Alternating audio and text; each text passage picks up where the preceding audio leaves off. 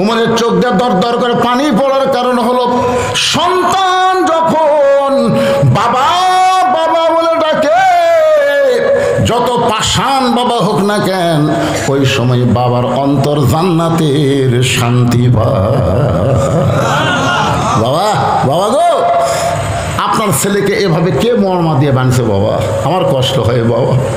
বাবা বাবা বলে যখন কাঁদতেছে, উমরের চোখ দিয়ে পানি পড়তেছে, কারণ সন্তান যখন বাবাকে বাবা বাবা বলে ডাকে, বাবার অন্তরে তখন জান্নাতের একটা শান্তি আসে। আর এই শান্তিতে বাবা সারা জীবন যা কামাই করে সব সন্তানকে দিয়ে দেয় কি দেয় না? কি দিয়েছেন আপনি? আপনি আপনার বাবাকে কি দিয়েছেন? কি দিয়েছেন? খালি বাবা বাবা বলে দেখেই বাবার কলিজা আপনি শান্তি করে দিয়েছেন। আর কতগুলো সন্তান আছে বইয়ের বুদ্ধি শুনে আর বাবাও ডাকে না, এরকম আছে না নাই? আগে হারিয়ে গেছি যে থাকতো বাপ মার সাথে, বিয়ে করার পর বউ যে কি কান মন্ত্র দিছে, আর এই গ্রামে থাকে না, এখন নওগাঁ শহরে বাসা করছে, বউ লিয়া ওই বাসার থাকে। বাবা একদিন অসুস্থ হয়ে গেছে, অসুস্থ বাবা ভালো ডাক্তার দেখাতে গেছে, ডাক্তারের মোড় আছে না নাই? নগদ আছে না নাই? বড় ডাক্তার, একে সিরিয়াল দিতে দিতে রাত 9টা বেজে গেছে। রাত 9টার সময় এখন চিন্তা করে এত রাত্রে হারিয়ে গেছি, যাই না বেটার বাসার যাই। মন বলতেছে কে এত কষ্ট করে হারিয়ে গেছে, জালেবে কেন, বেটার বাসার যা। বাবা ইচ্ছা করে কোনোদিন বেটার বাসায় যায় নাই, কারণ বাবা জানে আমার ছেলে নষ্ট হয়ে গেছে ওর বইয়ের কারণে, যেরকম কার কারণে। কিন্তু আজকে বেকায়দা 9টার সময় যায়, ছেলের নাম রাখছে ভালোবারে আব্দুল্লাহ, ভালো নাম, ভালো না? 9টার সময় বাবা ডাকতেছে আব্দুল্লাহ, আব্দুল্লাহ চমকে উঠছে। সবাই আমাকে সাহেব বলে সম্মান করে, স্যার বলে ডাকে, আর এত রাত্রে আমার নাম ধরে ডাকার মরদ কেড়ে। সবাই আমাকে বলে স্যার সাহেব, আর আমার নাম ধরে ডাকলে এই মরদটাকে। দরজা খুলে তাকায় দেখে বাবা দাঁড়ায় আছে। এত রাত্রে বাবা বলে ডাক্তার দেখতে দেখতে 9টা বাজে গেছে, এই সময় হারিয়ে গেছি, কেমনে যাই? আজকে রাতটা তোর বাসায় আমি থাকতে চাই। আব্দুল্লাহ বলে বাবা আমার কোনো আপত্তি নেই, আপনি তো রাগ করে আসেন না। বাবা বলতেছে আজকে বেকায়দা, রাগ থাকলেও যাওয়ার বুদ্ধি নেই। এখন আব্দুল্লাহ তার বাপকে ধরে নিয়ে রেস্টরুমে বসে বলে বাবা একটু ধৈর্য ধরেন। বাবা বসে আছে, আব্দুল্লাহ আস্তে আস্তে বইয়ের কাছে গিয়ে এতিমের মতন বলতেছে, এতিমের মতন করুণ স্বরে বলতেছে, ম্যাডাম ম্যাডাম দেখো আমার বাবা। জানি না, দেখেন মরদ মানুষের কথা কথা আসতে বলতেছে, কেন আমার বাবা এসে ওই জানি না। আব্দুল্লাহ আব্দুল্লাহ বলে চিল্লালো না, আমি সবই শুনছি, তুমি কি মনে করছো ঠসা? স্বামী জোরহাত করে বলতেছে, এত জোরে কয়ো না, আব্বা শোনা পাইলে মন খারাপ। কিসের মন খারাপ? দেখেন কতগুলো মরদ মানুষ বইয়ের কাছে এত জিম্মি হয়ে গেছে। এখন কতগুলো মরদ মানুষ আবার বইয়ের জন্য বাসা লেখাও দেয়, বউ আর বাসা লেখা দিছে, বাড়ির চাকর বানাছে, এরকম কতগুলো মর্দা আছে না? কথা কন, আমার বাবার সামনে একটু খাবার দাও। বউ বলতেছে তোমার মন চাইলে তুমি দাও, সকালবেলা আমার মাজা বেদনা ধরেছে, পিঠ খালি শিরশির করে, আমি শুইছি আর আমি উঠতে পারবো না। আব্দুল্লাহ এতিমের মতন বাবার কাছে গিয়ে বলে বাবা, বাবা বলতেছে আমার খাওয়ার কোনো দরকার নাই, হারিয়ে গেছি যাইতে পারি নাই বলে রাত 9টার সময় তোর বাসায় এসে আমার থাকা খাওয়া লাগবে না বাবা, আজকে রাতটা একটু আমাকে থাকতে দে। আব্দুল্লাহ বলে আসলে কি আপনি খাবেন না? বলে না বাবা খাওয়ার কোনো দরকার নাই, আমার পেট ভরা আছে, আমার কি আছে। এখন বাবা না খায় 9টার সময় ঘুমায়। রাত যখন 11টা বাজে ওই সময় আব্দুল্লাহর শালা বইয়ের ভাই, জোরে কোন কার ভাই, 11টার সময় এসে ডাক দিচ্ছে শেফালি আপা। আব্দুল্লাহ বইয়ের নাম হলো শেফালি। শেফালি আপা গাওয়াতে ছিল কম্বল, আব্দুল্লাহর বইয়ের গাওয়াত কি ছিল? কম্বল ফেলা দিয়ে মারছে লাভ। আব্দুল্লাহ কাইকারে কম্বল আছে, বউ নাই। বউ যা গেট খুলে বলতেছে ভাইজান এত রাত্রে ক্রাম বোর্ড খেলতে খেলতে রাত হয়ে গেছে, ঘড়ি দেখিনি। আমি একটু ঘুমাবার চাই। বোন বলতেছে না, না খাইয়া ঘুমাতে আমি দেবো না, তুমি না খাইয়া ঘুমাবা, আর আমার কলজা শান্তি হবে? এখন আব্দুল্লাহর বউ শালাকে খাবার দেওয়ার জন্য ভাত গরম, তরকারি গরম, মাছ গরম, গোস্ত গরম, সব গরম করে ভাইয়ের সামনে দিয়ে বলে, খাও ভাই, খাও ভাই, তুই না খাইলে আমার কলিজার শান্তি নাই। আব্দুল্লাহ ঘরের মধ্যে চিন্তা করে, আমার বাবা 9টার সময় আইসে, ওর মাজা বেদনা, আমার বাবাকে খাবার দিল না, বাবা না খায়া ঘুম পাড়তেছে, আর ভাইয়ের সামনে খাবার দিয়ে বলে, খা ভাই, খা ভাই। বার হয়ে দেখে 5 তরকারি গরম ভাত, শালার মাথায় বইয়ের হাত। কয় তরকারি? গরম ভাত, আর শালার মাথায় হাত দিয়ে বলছে, আর এক টুকরা খা ভাই, আর এক টুকরা না খাইলে আমার কলিজার শান্তি নাই। আব্দুল্লাহ চুপি চুপি বাবা যেই ঘরে ঘুমায়, ওই ঘরে জানলার পাশে গিয়ে তাকায় দেখে জিরো বাল্বের আলোতে বাবার শুকনা মুখটা দেখতে পায়।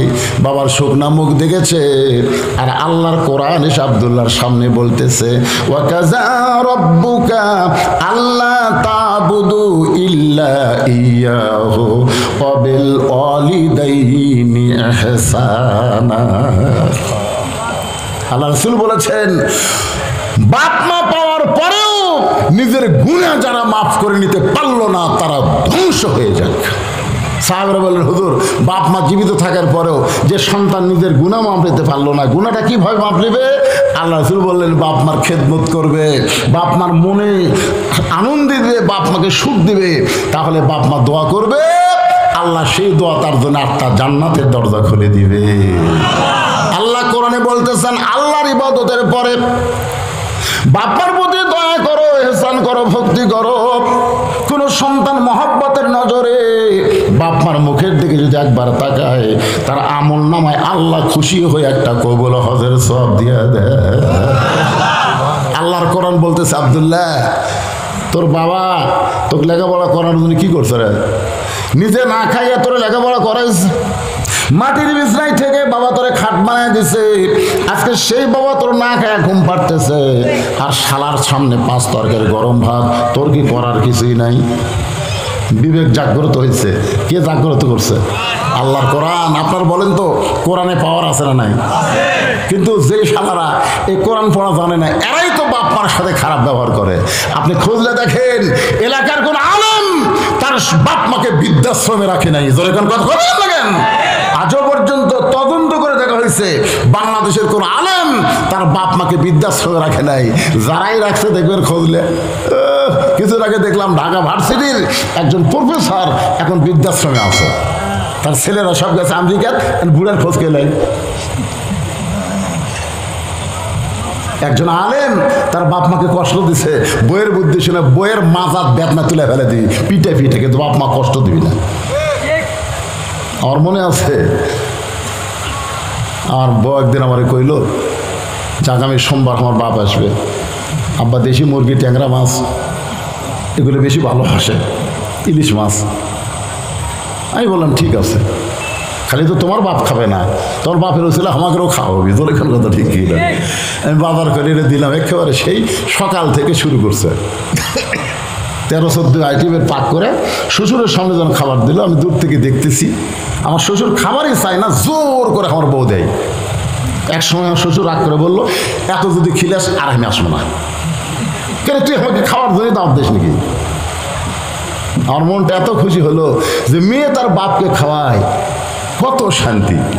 কিন্তু একদিন আমি দেখলাম যে আমার বাপ, আমার জন্ম দেওয়া বাপ, তার সামনে আমার বউ 1 থালি বিস্কুট দিছে। আমি দূর থেকে দেখতেছি বাবা বিস্কুট খায়, আর বুড়ো আঙ্গুল এই সাইডে দেয়, বিস্কুট খায় আর লোক দেয়। তুই বললাম, বিস্কুট খায় লোক দেয়, কারণ কি? আমি কাছে এসে বাপকে যখন সালাম দিলাম, আসসালামু আলাইকুম, আমার বাবা সালামের উত্তর না দেখাই, তুই কি ভালো বিস্কুট দেখিস না?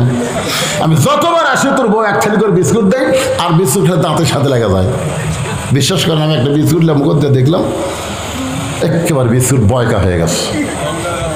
চিন্তা করলাম, কে রে এত বিস্কুট আমি কিনি, আর বাপের সামনে বয়কা বিস্কুট, আর বাপের সামনে 13 আইটেমের খাবার, আর আমার বয়কা বিস্কুট।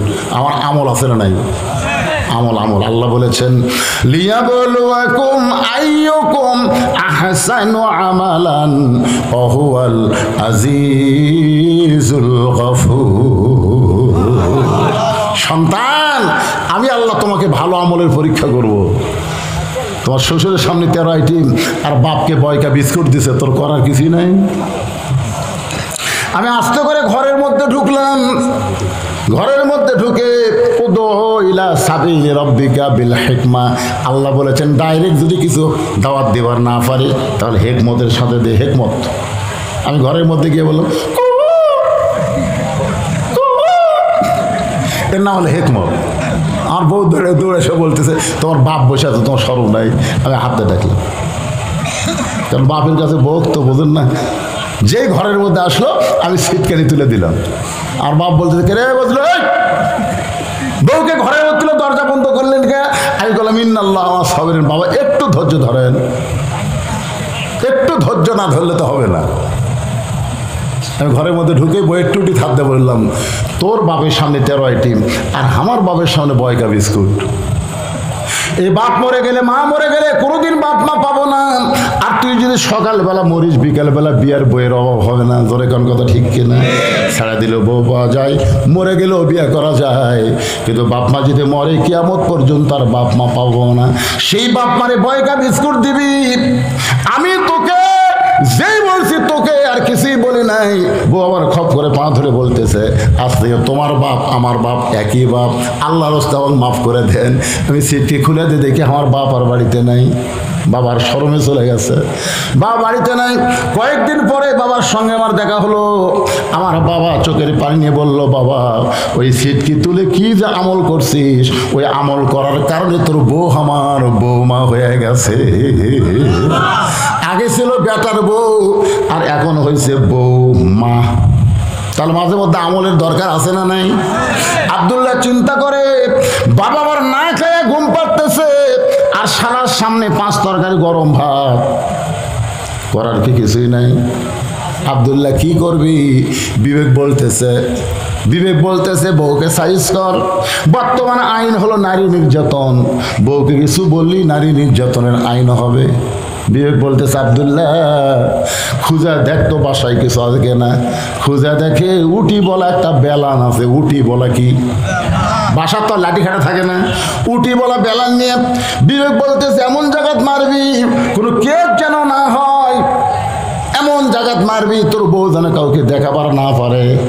পিছন দিকে তাকায় দেখ উঁচা হয়ে আছে, ওই উঁচার ওপর বিসমিল্লাহ বলে একটা বাড়ি মারবি। প্রত্যেক বাড়িতেই আল্লাহ একটা হজের সওয়াব দিবে।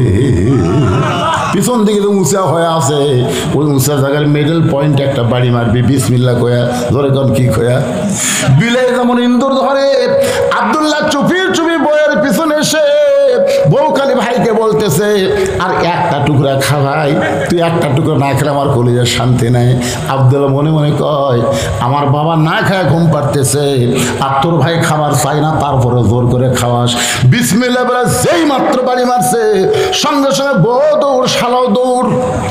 শালা চিল্লায় বলে দুলা ভাই আমার বোনকে মারলেন কেন? আব্দুল্লাহ বলে তোর বোন আমার কে হয়? তুই যে বললি আমার বোনকে মারলেন কেন? তোর বোন আমার কে হয়? বলে আমার বোন আপনার বউ হয়। তাহলে তোর বোন আমার বউ হয়, আমার আদরের বউকে আমি কেন মারবো? কারণ বউ হলো আদরের জিনিস। তোর বোনকে ভালোবেসে আদর করে আমার বাপ মে হারা গেছে রাইকা তোর বোনকে সুখ দেওয়ার জন্যে নওগাঁ শহরের মিডল পয়েন্ট আমি একটা বাসা বানাইছি। কারণ বউকে ভালোবাসার কথা কোরআনেও আছে, দরকার আছে না নাই? আল্লাহ কোরআনে বললেন হুন্না লিবাসুল লাকুম ওয়া আনতুম লিবাসুল লাহুন্না। স্বামী হলো বিবির পোশাক, বিবি হলো স্বামীর পোশাক। নবী আমার বসে আছেন ঘরের ভিতরে, এমন সময় মা আয়েশা ঘরের মধ্যে ঢুকলেন। উম্মাহাতুল মুমিনিন আমাদের মা আয়েশা যখন ঘরের মধ্যে ঢুকলেন নবীর সঙ্গে সঙ্গে ঘরের দরজা বন্ধ করে দিলেন। মা আয়েশা থরথর করে কাঁপতেছে। আল্লাহ রাসূল বলে আয়েশা কি জন্য কাঁপো? বলে আপনার জুতার পরশে আল্লাহর আরশ ধন্য হয়ে গেছে। সেই নবীর সামনে যদি আমার কোনো বেয়াদবি হয়, রাসূল মুস্কি মুস্কি হাসের বলে আয়েশা একজন নবীর জুতার পরশে আল্লাহর আরশ ধন্য হয়েছে। একজন নবীর জুতার পরশে আয়েশা বলে হুজুর আপনি তো সেই নবী। রাসূল বলে আমি সেই নবী ছিলাম যতক্ষণ দরজা খোলা ছিল, দরজা বন্ধ হয়ে গেছে আমি আর নবী নাই, আমি হলাম স্বামী আর তুমি আমার বিবি। সঙ্গে সঙ্গে মা আয়েশা দৌড়ে এসে নবীর বুকের মধ্যে মাথা ঢুকায় কান্দের বলে আল্লাহ আমার নবী শুধু শুধু বিশ্ব নবী না, আমার নবী হলেন পৃথিবীর 1 নম্বর স্বামী। বউকে ভালোবাসার কথাও ইসলামে আছে না নাই? যেরকম আছে না নাই? আমার সে আদরের বউকে বাসা বানাইছি। আয় আয়, কি জন্যে মারলাম তোর একটু দেখাবার চাই। শালা বলে, দুলা ভাই আমাকেও মারবেন নাকি? বলে তোকে মারবো না, তোকে একটু দেখাবো। এবার জানলার পাশে নিয়ে গেলে বলে তাকায় দেখতো ভিতরে লোকটাকে। বলে আপনার বাবা কখন আইছে? বলে 9টার সময় এসে না খেয়ে ঘুমাইস। শালা চুম করে বলে, দুলা ভাই 11টার সময় এসে আমি 5 তরকারি দিয়ে গরম ভাত খাই, আর 9টার সময় আপনার বাবা না খায় ঘুমাইলো, কারণ কি? আব্দুল্লাহ বলতে, কারণ হলো তোর বোনের মাজা বেদনা, পেট শিরশির করে, আমার বাবার সামনে খাবার দেয়নি বলে বাবা দুঃখ করে না খায় ঘুমাইছে। এখন বল আমার আমল কি, বল আমি কি করব? শালা বলতে, দুলা ভাই আর একটা মারেন। আর একটা মারেনি, মানুষের জাত না। ই বাপের আত্মীয় পছন্দ করে, শ্বশুর আত্মীয় 2 চোখে দেখবার পারে না। এরকম বেয়া সাইজা বউ আছে না নাই? এ কথা কোন আছে না নাই? বেয়া সাইজা বউকে সাইজ করার কথাও আল্লাহর ইসলামে আছে।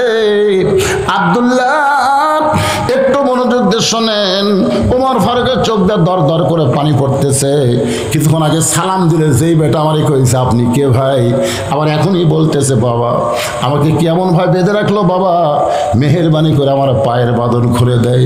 হযরত ওমর আবু শামাকে বাঁধায় রাখা অবস্থায় চিৎকার করে বললেন, জল্লাদ জল্লাদ।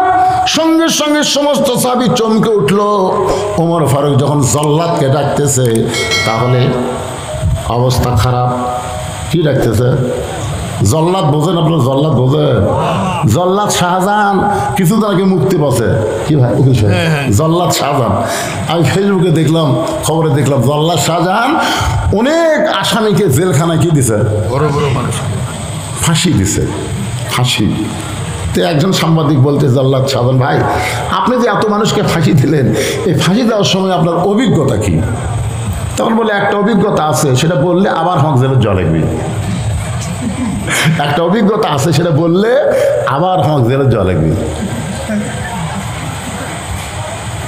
চিন্তা করেন কি অভিজ্ঞতা। উনি একটু অ্যাঙ্গেলে বলছেন আর কি, সারা যে একজন আসামিকে ফাঁসি দেওয়ার জন্য তাকে নিয়ে আসা হচ্ছে, যা দিকে সে নামাজের মধ্যে আছে। কার মধ্যে আছে? 12টার সময় ফাঁসি কার্য করা হবে, নামাজ পড়তেছে। 12:15 সময় নামাজ যখন শেষ করলো, তাকে বলা হলো চলেন ফাঁসির মঞ্চ প্রস্তুত, আপনি চলেন। সে বলতেছে আলহামদুলিল্লাহ আমার কোনো আপত্তি নেই। এই বলে লোকটা ফাঁসির মঞ্চের দিকে আনন্দ নিয়ে আসতেছে। আর সময় আমাকে বলতেছে, কে ভাই আমার মাথার চুলের সাইজ তো ঠিক আছে, তোর কাছে চিরুনি হবে, চুলটা একটু সাইজ করি। বলে চিরুনি মাথা এখনই ফাঁসি হবে, তোর চুল সাইজ করতেছে। হাসতে হাসতে ফাঁসির মঞ্চে গেল। জল্লাদ শাহজাহান বুঝাইলো, আল্লাহর কতগুলো বান্দা ফাঁসির মঞ্চে যায়, বিশ্বাস করে ফাঁসির মঞ্চ না, তাদেরকে জান্নাতের দরজায় আহ্বান করা হচ্ছে। তোর এখান কথা ঠিক কিনা? আল্লাহ কোরআনে বলেন, ওয়ালা তাকুলু লিমান ইউকতালু ফি সাবিলিল্লাহি আমওয়াতুন বাল আহইয়াউ ওয়ালাকিন লা তাশউরুন। আজকে ফিলিস্তিনের মুসলমানকে যে ইসরায়েলের ইহুদির বাচ্চারা হত্যা করতেছে, আপনার কি মনে করে ওরা মারা যাচ্ছে? আল্লাহর কোরআনের আয়াত অনুযায়ী কেউ মারা যাচ্ছে না, বরং সবাই চির অমর হয়ে জান্নাতের মধ্যে ঢুকতেছে। সুবহানাল্লাহ। আল্লাহ রাস্তায় যাদেরকে হত্যা করা হবে, আল্লাহ বলেছেন তাদেরকে তোমরা মৃত্যু বলো না। জল্লাদ বলার সঙ্গে সঙ্গে জল্লাদ এসে হাজির, আমিরুল মুমিনিন আমারে ডাকলেন কেন? বলে ডাকার কারণ হলো আমার আবু শামা মদ পান করছে। সমস্ত সাহাবীরা চমকে উঠছে, এই জিনিসটা কেউ জানতো না। ওমর ফারুক আমার আবু শামা মদ পান করেছে, তাকে 80টা দৌড়া মারো, 80টা বেত্রাঘাত করো। এই বলে আবু শামাকে বেত্রাঘাত করার জন্য ওমর ফারুক জল্লাদের হাতে চাবুক দিয়ে দিলেন। আমার সামনেই তুমি বেত্রাঘাত করো। জল্লাতে একটা চাবুক মারছে, ওমর ফারুক এরকম চেয়ারে বসে আছে। জল্লাদ দ্বিতীয় চাবুক মারছে, মারা লাগবে কয়টা? জোরে বলেন কয়টা?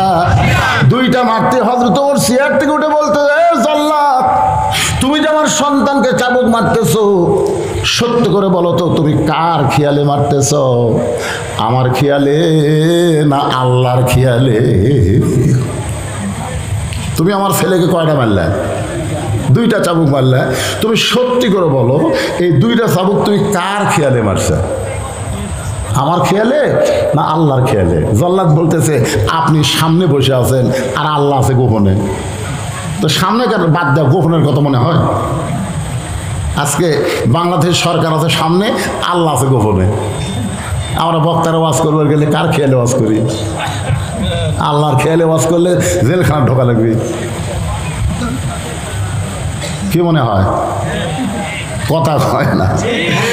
খেয়ালেতে রাখো মন, খেয়ালো অমূল্য ধন, খেয়ালো হারাইয়া গেলে, খেয়ালো হারাইয়া গেলে সব হবে তার কারণ। পুলিশ ধরার ভয়ে সব লোকে আছে, আজরাইল ধরার খেয়ালই নেই। আপনারা বলেন তো মুসলমানের কাছে পুলিশ ধরার গুরুত্ব বেশি না আজরাইল ধরার গুরুত্ব বেশি? কথা কন না একেবারে, কথা কন। জীবনে আপনার পুলিশ ধরবে কিনা কি কোনো গ্যারান্টি আছে? নাও ধরতে পারে, কিন্তু সেই পুলিশ ধরার চিন্তা করি। একটা বড় যে আজরাইল ধরবেই, সেই ধরা নিয়ে আমরা টেনশন করি না। যে কোনো মুহূর্তে আজরাইল ধরবে রে। যুবকেরা যারা কোরআনের মাহফিল করতেছো, আমাকে বলেছে হুজুর যুবকেরা কোরআনের মাহফিল করতেছে, আজকের মাহফিল কোনো আদায় নাই, আদায়বিহীন মাহফিল। সুবহানাল্লাহ, খুশি না? আপনার কি বলেন? এই যুবকেরা কোরআনের মাহফিল করার পাশাপাশি যদি 5 ওয়াক্ত নামাজ আদায় করে, কয় ওয়াক্ত? 5 ওয়াক্ত নামাজ পড়ে, কাজটা ভালো হবে না? কিন্তু এখানে এমনও যুবক থাকতে পারে যারা কোরআনের মাহফিল করতেছে, মাগরিবের নামাজ পড়েনি, এশার নামাজও পড়েনি, হয়তো ফজরও পড়বি না।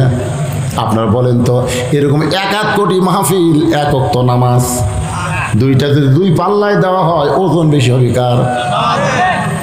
তাহলে চিন্তা করেন এই মাহফিল দিয়ে কোনো কাজ হবে না যদি আপনি নামাজি না হন।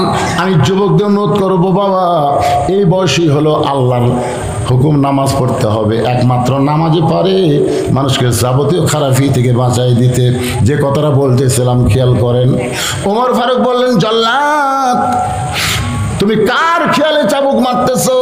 বলে আল্লাহ আছে গোপনে, আপনি আছেন সামনে, আপনার খেয়ালে চাবুক মারতেছি।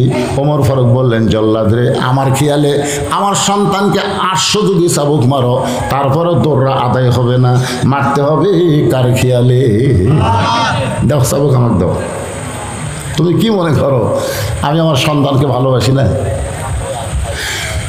আমার খেয়ালে আমার সন্তানকে চাবুক মারতেছ, সেই চাবুক আমি কাইরা নিয়া নিজে দৌড়া মারবো। তার মানে কি মনে করতেছ তুমি জল্লাদ হয়ে আমার সন্তানকে ভালোবাসো, আমি আমার সন্তানকে ভালোবাসি না? দুনিয়াতে বাবা হলো 2 রকম। একটা বাবা যে সন্তানের দুনিয়া ভালো চায়, মরার পরে সন্তানের কি হবে এই খেয়াল করে না, এরা হলো ভেজাল বাপ। এখন কি বাপ? আর যে বাপ সন্তানের দুনিয়াও ভালো চায়, মরার পরে সন্তান যেন জান্নাত পায়, এরা হলো আসল বাপ। তা আপনারা কোন বাপ? না না, আপনারা যে এটি বাপ নাই, আপনার কি বাপের দল আছে না নাই? তা আপনার কোন বাপ? আপনি একলাই ফজরের নামাজ মসজিদের সামনে কাতারে পড়েন, আর আপনার আইডিয়া ঘুম পাড়ে। আজানের আগে আইডিয়া ছিল 3.5 হাত, আইডিয়া 3.5 হাত ছিল, আজান শোনার পর 2.5 হাত আছে। এরকম ছেলে আছে না নাই? জোরে আছে না? আজানের আগে 3.5 হাত, যখন আজান শুরু হয়েছে ফজরের, আর সারাতেও খায়রুলের নাম শোনার সাথে সাথে ওই ল্যাপ দিছে মাথার ওপর, ল্যাপ মাথার উপর দিচ্ছে। এখন পাও যেবার হয়, পাও টানা বুকের কাছে থুছে, বেড়া থেকে মনে হচ্ছে চাউলের বস্তা ঠেকাতেছে, কে রে? পাও নেই, মাথাও নেই। বাপ আস্তে আস্তে ঘরের মধ্যে গিয়ে ল্যাপ টানতে দেখে ল্যাপের ভিতরে ব্যাটার সাইজ আর সকালবেলা সাইড টিপে কুত্তের সাইজ, একই সাইজ। আপনি বাবা, আপনি খেয়াল করে দেখেন, আপনার 17 বছর একটা সুন্দরী মেয়ে, যে মেয়ের জন্য গোটা হারিয়ে গেছে যুবকেরা পাগল, এরকম সুন্দরী আসলে নাই? জলে কেন আসলে নাই? গোটা হারিয়ে গেছে যুবকেরা জানে অমুকের মেয়ে খুব সুন্দরী রে, ও রে বাবা রে, এবার ঈদের মধ্যে আসছিল রে, সেই রে পরিমণি ফেল রে। আপনি বলেন আপনার মেয়েকে গ্রামের ছেলেরা দেখে পরিমণি খায়, আর আপনি বাবা হাদি সাহেব, আপনি 5 ওয়াক্ত নামাজ পড়ে আপনি জান্নাতে যাবেন? জান্নাতকে মামা বাড়ি পাশে আপনার মেয়েকে, যুবতী মেয়েকে, 16-17 বছর মেয়েকে গোটা পাড়ার একটা যুবকও দেখা চলবে না। জোরে কোন কথা ঠিক কিনা? যুবকেরা যেন দেখবার না পায় সেই ব্যবস্থা আপনাকে করা লাগবে। আল্লাহ রাসূল ফাতেমার সামনে দাঁড়িয়ে বললেন, ফাতেমা, তোমার বাবা নবী বলে আল্লাহ তোমাকে জান্নাত দিবে এইটা কখনো মনে করবা না। তোমার বাবা বিশ্ব নবী বলে আল্লাহ তোমাকে জান্নাত দিবে এইটা কখনো মনে করবা না। জান্নাতে যদি যাবার চাও ফাতেমা, জান্নাতের আমল করে জান্নাতে যেতে হবে। কে বলতেছে? কথা কয় না। কে বলতেছে? আল্লাহর নবী তার মেয়েকে বলতেছে। ফাতেমা চোখের পানি বের করে বলে, বাবা, এতদিন মনে করতাম আমার বাবা বিশ্ব নবী আল্লাহ আমাকে জান্নাত দিবে। রাসূল বলে, ফাতেমা, এটা কখনো মনে করবা না। জান্নাতে যেতে গেলে তোমাকে আমল করা লাগবে। ফাতেমা বলে, বাবা, কি আমল করব যে আমল করার কারণে আল্লাহ আমাকে জান্নাত দিবে? রাসূল বললেন, মাত্র 4টি আমল করবে মা। 4টা আমল করলে আল্লাহ তোমার জন্য 8টা জান্নাতের দরজা খুলে দিবে। এ মায়েরা, যারা পর্দার অন্তর আছেন একটু মনোযোগ দিয়ে শোনেন। 1 নম্বর আমল হলো 5 ওয়াক্ত নামাজ। মেয়েরা হয়তো মসজিদে 5 ওয়াক্ত নামাজ পড়তে পারবে না।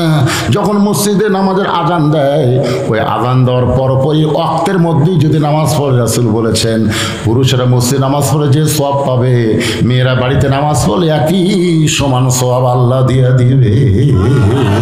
তবে ওয়াক্তের মধ্যে পড়তে হবে। মেয়েরা দেখবেন রোজা থাকার দিক দিয়ে পটু, কিন্তু নামাজের দিক দিয়ে একটু অলস। একেবারে কথা কন না। আপনার বাড়ির বৌমা নাই, বুঝতে পারছেন না? না হলেও 100 মেয়ে আমার মোবাইল করতে, হুজুর সাওয়ালের রোজা যে 6টা রোজা, এটা কি এই মাসে করা লাগবে না অন্য মাসে করলে চলবে? তা আমি বলছি, মা, এই মাসে। একটা মরদ আমাকে আজ পর্যন্ত মোবাইল করেন, হুজুর এই যে 6টা রোজা।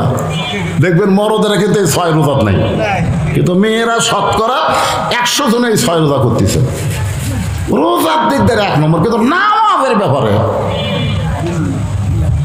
মায়েরা শোনেন, 1 নম্বর হলো নামাজ, 2 নম্বর হলো রমজান মাসে রোজা, 3 নম্বর স্বামীর কথা মতো চলা, আর 4 নম্বর হলো শরীরের হেফাজত, পর্দা করা। ফাতেমা বললেন, বাবা, এই 4টি আমলের মধ্যে সবচাইতে গুরুত্বপূর্ণ আমল কোনটা? রাসূল বলেন, ফাতেমা, 24 ঘন্টার মধ্যে 5 বার নামাজ পড়লে হবে, 12 মাসের মধ্যে 1 মাস রোজা রাখলে হবে। স্বামী যখন কাছে থাকবে স্বামীর খেদমত করলেও চলবে, কিন্তু শরীরের হেফাজত, পর্দা করা, এর কোনো সময় নাই মা, এটা সব সময় করতে হবে। পর্দার কোনো সময় আছে নাকি? বুড়ি হলে দাদির গাঁত বোরকা আছে, লাতির গাঁত নাই। কে দাদি বোরকা পড়ছেন কেন? মরা লাগবে ভাই, বোরকা মরার জন্যে,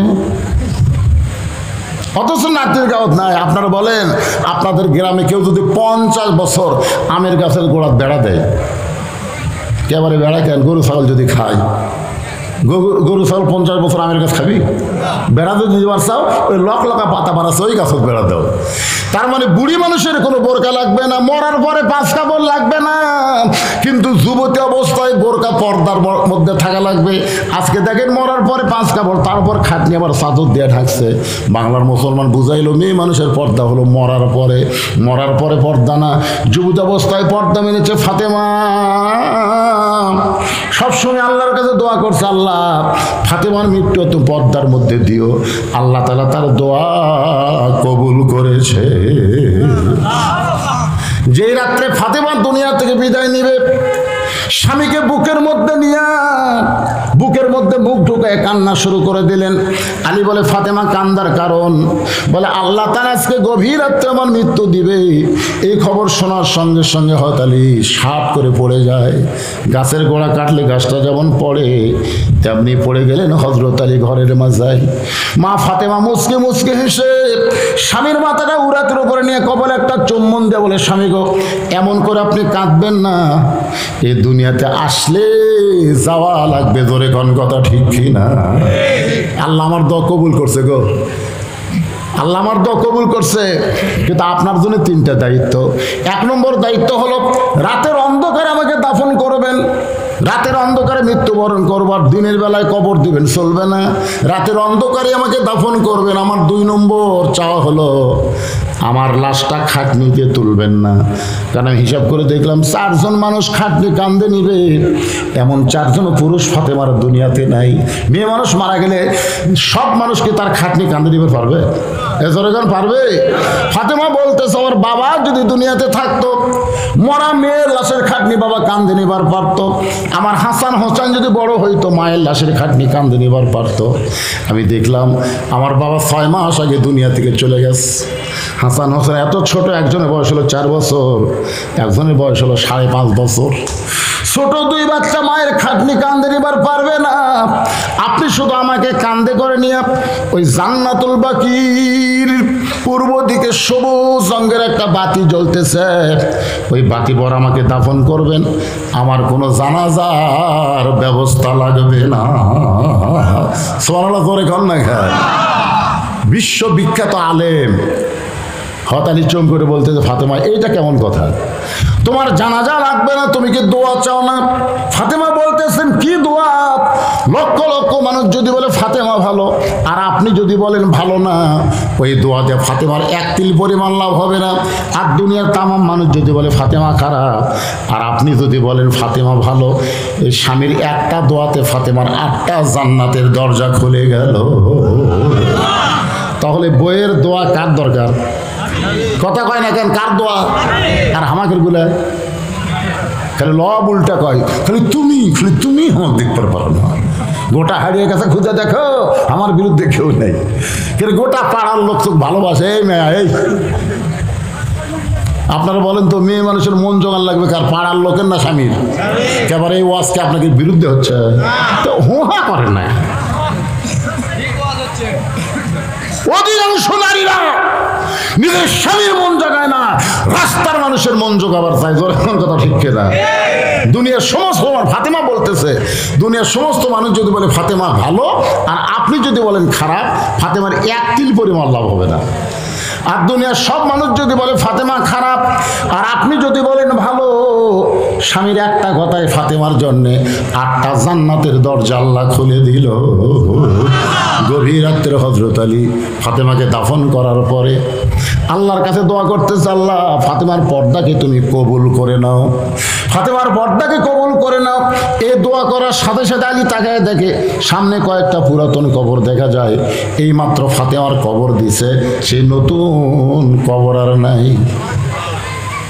এতগুলো পুরাতন কবর, তাহলে ফাতেমার কবর গেল কোন জায়গায়? গোটা জান্নাতুল বাকি হযরত আলী দৌড়ায় আর কান্দে, ফাতেমার কবর এখনই কবর দিলাম, সেই নতুন কবর কোথায় রে? কে যেন গায়েব থেকে বলে, আলী ফাতেমা পর্দা নিশি, আমি আল্লাহ জহুরা ডিগ্রি দিয়া ফাতেমার কবরটাকে কিয়ামত পর্যন্ত পর্দা করে দিয়েছি। মায়েরা রে, ও মা, পর্দার অন্তরাল থেকে যারা ওয়াজ শুনতেছেন, আপনাদের একমাত্র আমলকে খুব খেয়াল করবেন। মা যতই নামাজ পড়েন, রোজা করেন, স্বামীর খেদমত করেন, পর্দা যদি না মানেন, একটা আমলও আল্লাহ কবুল করবে না। আপনারা বলেন তো, ওমর ফারুক তার সন্তানকে ভালো বেশি বাসে না কম বাসে? কথা কয় না। তাহলে জল্লাদ আসতে মারতেছে। হ্যাঁ, আজকে প্রকৃত বাবা যারা, ওমর চিন্তা করতেছে দুনিয়ায় মদ খায়া আমার সন্তান যে অপরাধ করেছে, আল্লাহর আইন দৌড়া মাইরা সব অপরাধ থেকে আল্লাহ তাকে মাফ করে দিবে। ধরে কোন কথা ঠিক কিনা? আর জল্লাদ যে হারে মারতেছে, এরকম 800টাও মারে, একটা আল্লাহ মাফ করবে না। এই জল্লাদের কাছ থেকে চাবুক টাকা এনে নিয়ে নিজেই চাবুক মারা শুরু করলেন। জল্লাদ 2টা মারছে, ওমর ফারুক 3 বলা লাগবে। ওমর ফারুক 2 থেকে গণনা শুরু করলেন। সমস্ত সাহাবীরা বললেন, আমির আল মুমিনিন, জল্লাদ 2টা চাবুক মারছে, আপনি 3 থেকে গণনা শুরু করেন। ওমর ফারুক বললেন, জল্লাদের 2 বাড়ি আমার 1 বাড়ির সমান। সবাই চুপ করছে, ওরে বাবা রে, 2 বাড়ি যদি 1 বাড়ি সমান হয়, তাহলে কি বাড়ি? মারতে মারতে 30টা চাবুক যেই মারছে, আবু শামা বেহুশ হয়ে পড়ে গেছে। ওমর ফারুক চেয়ারে বসে বললেন, 1 গিলাস পানি দাও, একটু পানি দরকার। সাহাবেরা দৌড়ে গিয়া এক গিলাস পানি দেয়, মনে করছে বেহুশ সন্তানকে ওমর ফারুক পানি পান করাবে, কিন্তু সন্তানকে পানি পান না করায় নিজেই পানি পান করলেন। পানি পান করে বললেন, একে দৌড়া মারতে মারতে আমি ক্লান্ত হয়ে গেছি, আর ক্লান্ত অবস্থায় দৌড়া মারলে কার্যকর হবে না, এই জন্য পানি পান করে একটু সতেজ হলাম। সামান্য গিলাসের নিচে পানি ছিল, ওই পানিটা আবু শামার চেহারার মধ্যে ছিটাই দিল। যেই ছিটাই দিয়েছে, আবু শামা হুঁশ ফেরার সঙ্গে সঙ্গে ওমর ফারুক আবার চাবুক মারা শুরু করলেন। 50টা চাবুক মারার সাথে সাথে সাহাবীরা সবাই কান্না দিয়ে বললেন, ইয়া আমিরুল মুমিনিন, আর মারবেন না, আর মারবেন না, আপনার আবু শামা মারা গেছে। মানে আল্লাহর খেয়ালে দৌড়া মারতে গিয়া নিজের সন্তান যে মারা গেছে এদিকে খেয়ালই নেই। খেয়াল করতেছে কার? কথা কন না ভাই, খেয়াল করতেছে কার? আপনাদের খেয়াল কোন দিকে? আল্লাহর দিকে। আল্লাহর দিকে যদি বাংলার মুসলমানের খেয়াল থাকতো তাহলে বাংলার মুসলমান বাতিলের সাথে আপোষ করতো না। আজকে আমরা জীবন বাঁচান ফরজ মনে করছি। জীবন বাঁচান ফরজ, হুজুর জীবন বাঁচান, জীবন বাঁচান ফরজ। সত্যি করে বলেন তো, জীবন বাঁচানো ফরজ না ইমান বাঁচানো ফরজ? তাহলে খেয়াল করতে হবে কার? আপনার নজরে জমি ধান দেখবার গেছে, ধান দেখবার যায় দেখে উপর জমি পানি চলমল করতেছে, নিচে ওর জমির পানি নেই। এত পানি উপর জমি ধামারটা নাই, চারিদিকে থাকে কেউ নাই। আস্তে করে বসে হাত দেয়াল কাটছে, একটা ওই পানি দিয়ে হাত ধরছে, ধুই আবার উঠে চারিদিকে তাকায় বলতেছে আলহামদুলিল্লাহ, কেউ দেখেনি। আপনারা বলেন তোর খেয়াল কোন দিকে? আজকে আপনাদের খেয়াল কোন দিকে? আমার এলাকার এক হুজুর বলছে, হুজুর ভালো মতো দোয়া করবেন যদি ইমামতি রক্ষা করবার চান। হুজুরকে দোয়া ভয়ের খেলায় দোয়া করতেছে, রব্বানা আতিনা ফিদ দুনিয়া হাসিনা অফিল আখিরাতে হাসানা ওয়াকিনা আযাবান্নার। মানে ভয়ের খেলায় রব্বানা আতিনা ফিদ দুনিয়া হাসিনা, বুঝলে, দুনিয়া হাসিনা আখিরা হাসানা। খেয়াল কোন দিকে? এই কথা কন না কেন, খেয়াল কোন দিকে? কোরআনের মাহফিলে বসেছেন, অন্য খেয়ালে কাম করবেন। হাদিসে আছে বিস্তারিত, হুজুরি কলব ব্যতীত করছেন কালো নামাজ তোর হবে না। তবে কেন গাও জোয়ারি, মানুষকে দেখাও নামাজ পড়ি, ও তোমার সিদ্ধ বীজে সুফসল ফলে না। আজও কেন আল্লাহর নামাজ ধরতে পারলা না? আল্লাহ কয় নামাজের জোরে ফায়েসা কাজ যাবে দূরে, পাক কোরআনের আছে ঘোষণা। এখন আকাম কুকাম নামাজ রোজা একসাথে বান্ধিয়া বোঝা, জাহান্নামে দিয়া সরওয়ানা। আজ কেন আল্লাহর নামাজ ধরতে পারলা না? সমস্ত সাহাবেরা কান্দার বলে, আমিরুল মুমিনিন, আর মারবেন না, আর মারবেন না, আবু শামা দুনিয়া থেকে বিদায় হয়ে গেছে। সঙ্গে সঙ্গে হযরত ওমর হাঁটু গেলে বসে সন্তানের শরীরের দিকে তাকায় দেখে অনেক জায়গা কেটে রক্ত বের হয়ে গোটা দেহ রক্তাক্ত হয়ে গেছে। এতক্ষণ যে মারছে দেহ কাটা রক্ত বের হয়েছে, ওদিকে ওমরের খেয়াল নাই। কিন্তু যেই মাত্র শুনছে সন্তান মারা গেছে, তখন সন্তানের সামনে হাঁটু গেলে বসে সন্তানের থুতুরির তলা হাত দিয়ে বলে, বাবা, দুনিয়ার সমস্ত মানুষ বলবে ওমর বড় নিষ্ঠুর, তার সন্তানকে দৌড়া মারতে মারতে হত্যা করেছে।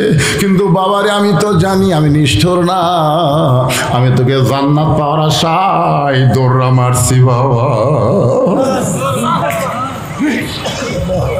দুনিয়ার সমস্ত মানুষ জানবে ওমর নিষ্ঠুর, কিন্তু আমি তোরে দৌড়া মারছি। দুনিয়ার কষ্ট তুই সহ্য করতে পারবি বাজান, জাহান্নামের আগুন তুই কেমনে সহ্য করবি? এই দিনে তোর খেয়াল অন্তর থেকে বের করে দিয়া আমি আল্লাহর খেয়ালে চাবুক বাড়ছি। দুনিয়া থেকে বিদায় নিয়েছিস আবু শামা রে।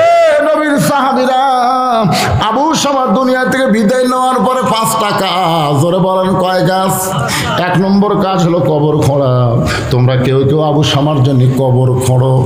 আমরা মরে যাওয়ার পরে প্রথম যে কাজটা আমাদের, সেই কামটা হলো কবর। জোরে বলেন নাম কি? 3 তলা 4 তলা। একজনে কি বলবে হুজুর ওই যে 3 তলা এত সুন্দর করে বানাইছে, মরে গেছে আমরা 3টা দিন এই 3 তলার মধ্যে রাখবার চাই? কেউ বলবে? কবর খনন করে। এই জন্য রাসূল বলেছেন যখন কোনো মুসলমান মারা যাবে ওই মুসলমানের কবর কোনো বেঈমান করতে পারবে না, মুসলমানের কবর করতে হবে মুসলমান। এই জন্য নামাজি ব্যক্তি মারা গেলে তার কবর বেনামাজি খোঁড়া যাবে। আপনাকে এলাকার কবর কারা খোঁড়ে? নামাজরাই খোঁড়ে। হ্যাঁ, খুব ভালো। আপনারা আমার এলাকাত কেউ মরলে ওরাই 5 জন, ওরা গোটাল এলাকা চুক্তি লিখে কেউ মরলি ওরাই। এখন বাপ মরছে, ছেলের কাছে বলতেছে তোর বাবার কবর খোঁড়ে যাচ্ছি, 5 প্যাকেট সিগারেট দেবো। এখন 5 প্যাকেট সিগারেট দিছে, ওরা 5 জন 5 প্যাকেট লিয়া গোরস্থানত গেছে। যাই কোদাল মারতেছে ওর মুখে তো সিগারেট, যাই কবর সমান করতেছে ওর মুখে একটা, যাই মাটি তুলতেছে ওই টান মারতেছে একটা। 5টা যদি সিগারেট ধরে ওই গোরস্থান কোনো ফেরেস্তা থাকবি? সব ফেরেস্তা রাস্তা। আল্লাহ কাইকেরে গোরস্থান বাদ দিলে কেন? আল্লাহ যে হারে বিড়ি খাচ্ছে ওই দিক দিয়ে কেমনে যায়? কারণ ফেরেস্তারা দুর্গন্ধ সহ্য করতে পারে না। নামাজি ব্যক্তিরা কবর খুঁড়বে, মুয়াজ্জিন গোসল করায় দিবে। পৃথিবীর মধ্যে সবচাইতে দামি মানুষ হলো মুয়াজ্জিন। আমরা দাম দেই বা না দেই, কিন্তু মুয়াজ্জিনের দাম কম না বেশি? রাসূল বলেন বেলাল তুমি একটু আমার কাছে আসো। বেলাল যখন নবীর কাছে আসলেন, নবী বলেন বেলাল রে তুমি আমার পাশাপাশি দাঁড়াও। বেলাল নবীর পাশাপাশি দাঁড়াই। আল্লাহ রাসূল বলে বেলাল তুমি তো আমার চাইতে অনেক খাটো। বেলাল বলে রাসূল আল্লাহ আপনি হলেন ইমাম, আমি হলাম মুয়াজ্জিন, আপনার চাইতে খাটো হয় তো ভালো। রাসূল বলে বেলাল রে মুসলমানের পাড়া হারিয়ে গেছে। কি পাড়া? মুসলমান পাড়া। ফেরেশতারা আল্লাহ মুসলমান পাড়া ঢুকলাম, কিন্তু প্রত্যেকটা ঘরের মধ্যে থেকে পূজার বাদ্য হরি হরি হরি হরি। তো মুসলমানের ঘরের মধ্যে পূজার বাদ্য কেন? আল্লাহ বলতেছে ওই যে ভারতের স্টার জলসা জি বাংলা, এই মেয়াগুলা দেখার কারণে আবার কি হলো, ওই পূজার অটোমেটিক হয় নাকি? কারেন্ট হলে অটোমেটিক হয়? আলহামদুলিল্লাহ। কারেন্ট যে কেন গেল কেন এলো বুঝলাম না। না না, যখন কারেন্ট গেছে তখন বাজে 12টা গেছে, এখন বাজতেছে 12টা 25। তো মনে করি এই সামান্য সময়ের জন্য যায় কি হলো?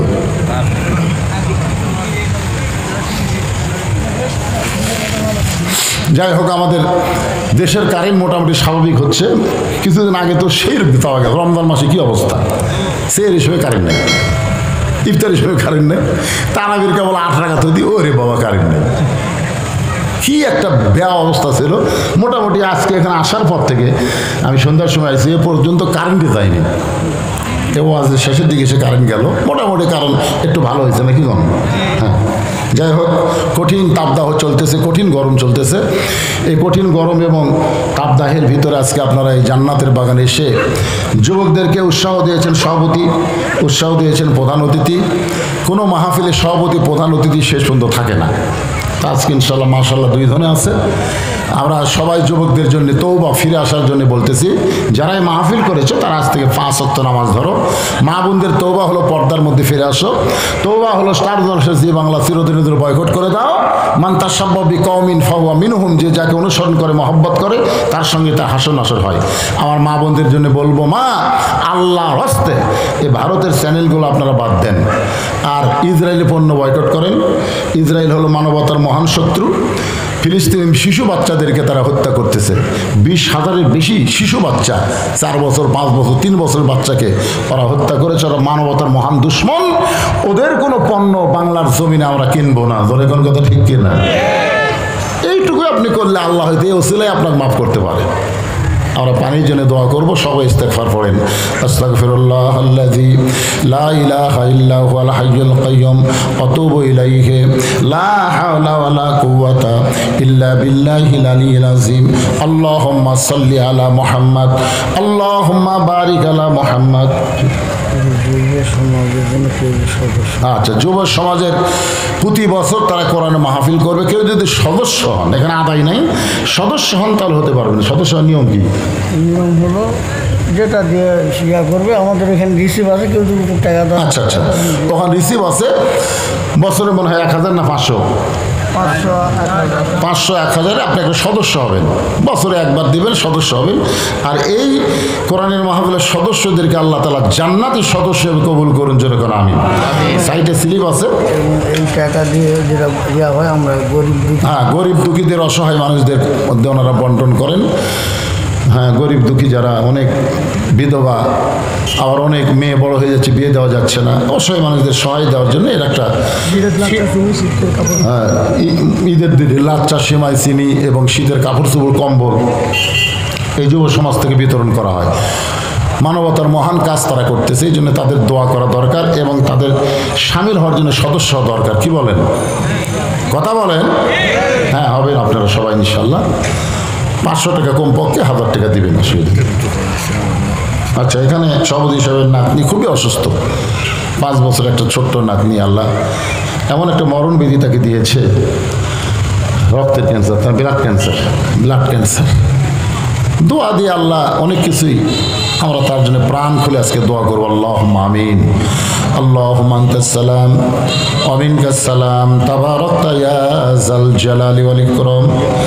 আল্লাহ, তোমার যুব সমাজ আজকের এই জান্নাতের বাগান লাগাইছে। তোমার হাজারো বান্দা বান্দিরা আরামের বাড়ি, ঘুমকে, ফ্যানের বাতাসকে বাদ দিয়া কঠিন গরমের ভিতরে জান্নাতের বাগানে বসে বসে আলোচনা শুনেছি। মেহেরবানি করে আজকের মাহফিল আমাদের সকলের হেদায়েতের জন্য, নাজাতের জন্য, জান্নাতের জন্য আল্লাহ কবুল করো।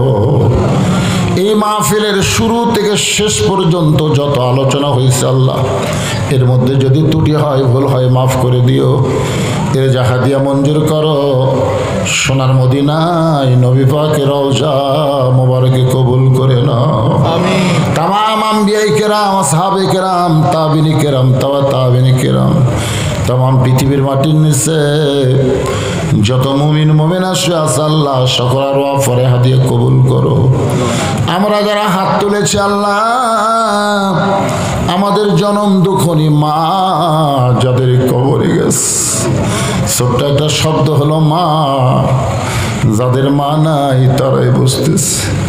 এই দরদের মা যাদের কবরে গেছে আল্লাহ, মেহেরবানি করে মায়ের কবর জান্নাতের টুকরা বানাও। বাবার বাড়িঘর সবই আছে, আমাদেরকে এতিম করে দিয়া, যেই বাবা এতিম হয়ে কবরে শুয়ে আছে আল্লাহ, মেহেরবানি করে বাবার কবরকে জান্নাতের টুকরা বানিয়ে দাও। আমাদের দাদা দাদি, নানা নানি, আত্মীয় স্বজন, শ্বশুর শাশুড়ি যাদের কবরে গেছে আল্লাহ, কবরবাসীদের মাফ করে দাও আল্লাহ। এই মাহফিল করতে গিয়া যারা শারীরিক সাহায্য করেছে, বুদ্ধি দিয়ে, অর্থ দিয়া, আল্লাহ চারিদিক দিয়ে সহযোগিতা করে যুবকদের মাহফিল করার ব্যাপারে উৎসাহ দিয়েছে আল্লাহ, তাদের সকলকে জান্নাতি মানুষ হিসেবে কবুল করে আল্লাহ। এই মাহফিলের সভাপতি, সহসভাপতি, সেক্রেটারি, কেশিয়ার আল্লাহ যারা সদস্য, তাদের সকলকে জান্নাতি কবুল করে নেন। আজকের মাহফিলের সম্মানিত সভাপতিকে আল্লাহ তুমি কবুল করো আল্লাহ। তার এক মাসুম বাচ্চার নাতনি আল্লাহ, 5 বছরের ছোট বাচ্চা আল্লাহ গো, কঠিন রোগ তুমি তাকে দিয়েছ আল্লাহ। আল্লাহ ইয়া শাফিউল আমরাজ, তোমার কাছে বলি মাবুদ, ওই ছোট বাচ্চাকে তুমি পুরোপুরি সুস্থতা দান করে দাও আল্লাহ। আজকের মাহফিলের প্রধান অতিথি কবুল করো, বিশেষ অতিথিদের আল্লাহ তুমি কবুল করো। অনেক মুরব্বী, হাদিস সাহেব, আলেম সাহেব, ইমাম সাহেব, মুয়াজ্জিন সাহেব, যুবক, কচিকাঁচা, পর্দার অন্তরালের মা বোনের আল্লাহ সকলকে কবুল করো।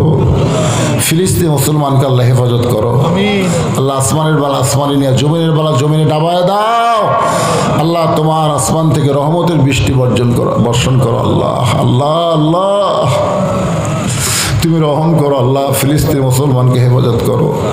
জীবন দিয়েছে, শহীদের মর্যাদা দাও, আহত অবস্থায় সুস্থ করে দাও। ইহুদি ইসরায়েলের হাত থেকে বাইতুল মুকাদ্দাস আল্লাহ মুসলমানকে তুমি দিয়ে দাও আল্লাহ। পৃথিবীর যেখানে মুসলমান কষ্টে আছে আল্লাহ মুসলমানকে হেফাজত আল্লাহ। আল্লাহ হারিয়ে গেছে গ্রামের উপরে রহমত বরকতের দরজা খুলে দাও আল্লাহ। ফিলিস্তিন মুসলমানকে তুমি আসমানি থেকে খাবার দিয়ে দাও, রহমত বরকত দাও। কত কষ্ট করতেছে আল্লাহ মানবতার জীবন, তুমি সবই দেখতেছো আল্লাহ। তুমি কোরআনে বলেছো মা মিন দাব্বাতিন ফিল আরদি ইল্লা আলাল্লাহি রিজকুহা। পৃথিবীর এমন কোনো বিচরণশীল প্রাণী নাই যার রিজিকের ব্যবস্থা তুমি করনি আল্লাহ। আল্লাহ মুসলমানের প্রতি তুমি খাস রহমত করো আল্লাহ। সুবহান রাব্বিকা রাব্বিল ইজ্জাতি আম্মা ইয়াসিফুন ওয়া সালামুন আলাল মুরসালিন আলহামদুলিল্লাহি রাব্বিল আলামিন। আল আখিরাতি কালিমাতুন ইনদাল মাউতি। সবাই পড়েন লা ইলাহা ইল্লাল্লাহু মুহাম্মাদুর রাসূলুল্লাহ সাল্লাল্লাহু আলাইহি ওয়াসাল্লাম। আসসালামু আলাইকুম ওয়া রাহমাতুল্লাহি ওয়া বারাকাতুহু। সমাপ্তি ঘোষণা